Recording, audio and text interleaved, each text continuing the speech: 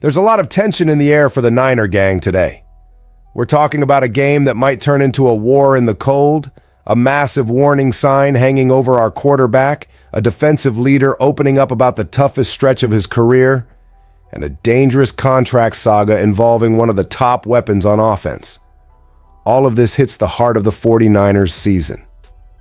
You're not going to believe what we've got today. So sit down, hit that like button, and let's get right into it.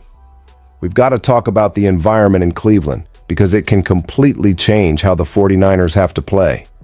This isn't just late season cold. We're talking temperatures just above freezing, wind slicing across the field, gusts touching 30 miles an hour, and the possibility of snow messing with visibility and the football. Add that to one of the most physical defenses in the NFL, and it's basically an invitation to chaos. Kyle Shanahan has already made it clear that the game plan has to respect this Browns defense. He brought up the last time they went out there, said it was already tough, and that now the challenge is even bigger. When a coach like Shanahan says they're assuming the worst with the weather, it means the staff is building a plan around bad snaps, passes pushed by the wind, receivers slipping on routes. At the same time, he drops that playful line about airing it out and throwing it every play just so he doesn't reveal anything about the real plan. On the other side, Brock Purdy is walking into a huge maturity test.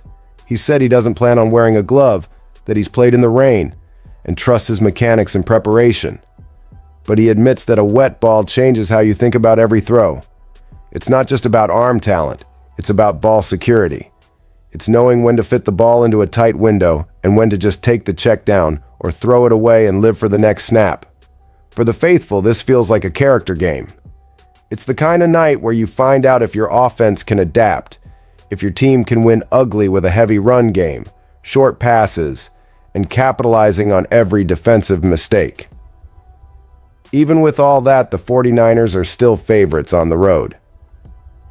If they walk out of Cleveland with a win in that weather, against that defense, the conversation about this team in the NFC race goes to a different level. There's another layer almost nobody is talking about. Games in extreme conditions can force Shanahan to dig into the hidden part of the playbook, those special calls he keeps tucked away for when nothing else is working. If he has to show some of that now, in December, it might change the way other teams prepare for San Francisco the rest of the season. Brock Purdy's situation took on a different weight after that game against the Panthers. It's not just because he threw 3 interceptions, it's the way they happened. Every one of those picks came on a deep shot of more than 20 yards, exactly the kind of throw this Browns defense loves to bait quarterbacks into. That's what's making the faithful nervous. Yes, he walked away with the win, but the performance exposed something Cleveland will try to attack all night. And here's the real problem. The Browns' defense isn't just good.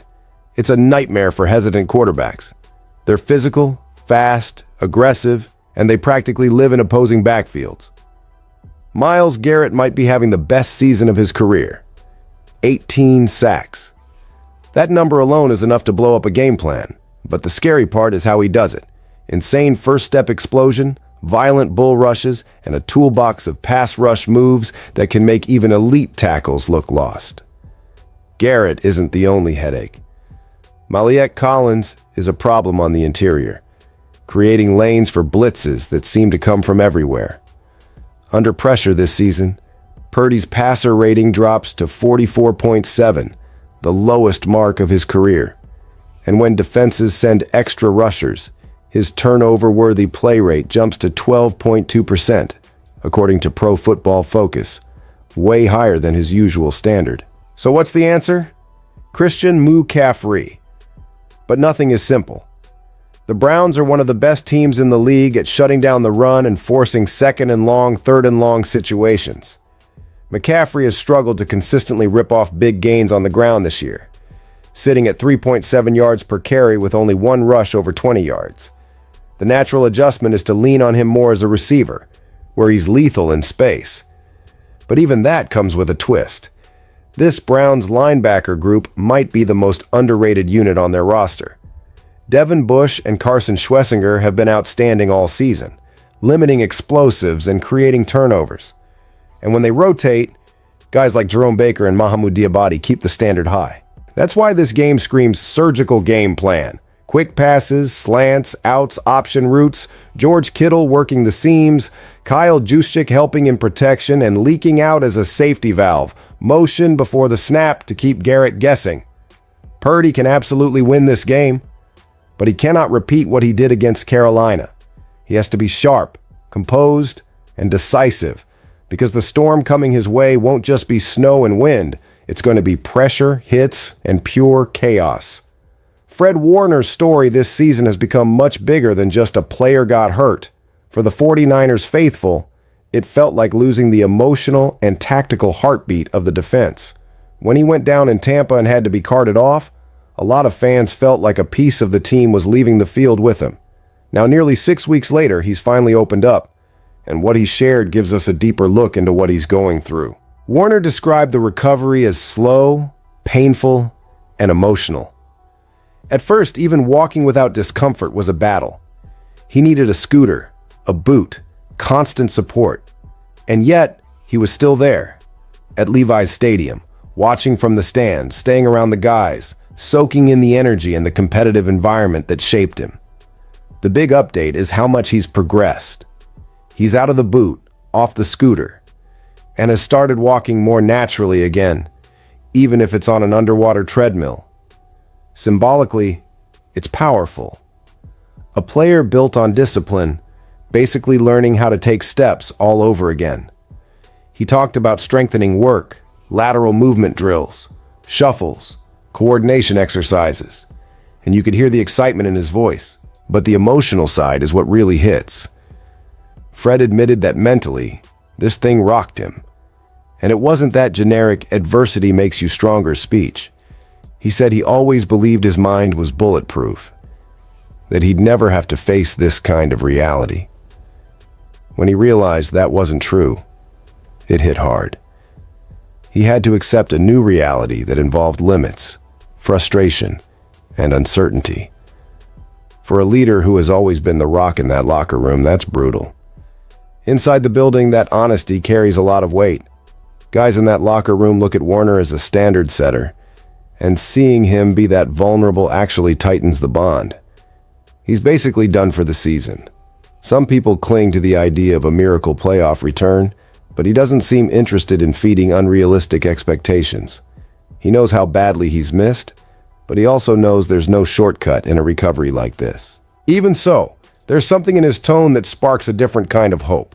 Not about coming back right now, but about coming back better. As if this whole ordeal has lit his competitive fire on a new level. The Brandon Aiyuk saga has reached a new level, and it's the kind of storyline that leaves the faithful torn between concern and optimism.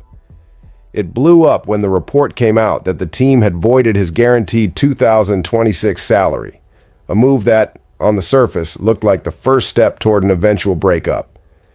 Then Kyle Sean Uhan comes out and says this decision was made back in July. That immediately raises a tough question.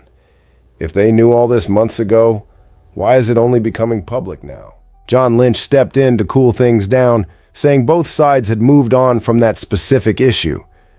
But the real sting wasn't just about the money. It was about the reason behind the move. ESPN's Jeremy Fowler reported that part of the decision had to do with how Aiyuk handled his rehab, missed appointments, not showing up the way the organization expects. For a franchise as strict about standards and culture as the 49ers, breaking basic rules like that hits a nerve. Here's the dilemma. Aiyuk is a rare talent. He's one of the most efficient route runners in the league when healthy. He has real chemistry with Purdy, and he unlocks parts of Shanahan's offense that few receivers can. The offense looks noticeably more dangerous with him on the field. At the same time, you've got a serious past injury, a rehab process the team clearly didn't love, and a future that's completely cloudy. The faithful understands that situations like this don't stay in the middle for long. Either the player comes back fully locked in and becomes a major piece in a playoff push, or the relationship starts to crack. And the clock is ticking. The team still hasn't opened his practice window, and with the bye week coming, the earliest they can do that is before the Week 15 matchup against the Titans. Nobody knows if he'll be physically ready or emotionally synced up with what the staff expects. Shanahan and Lynch keep repeating that they want Aiyuk back, that the team is better when he's part of the offense. And that's true. But it's also clear they're not going to bend the core rules of the franchise for anyone. Nobody is bigger than the culture in that building. Still, there's a twist that makes this whole thing more intriguing.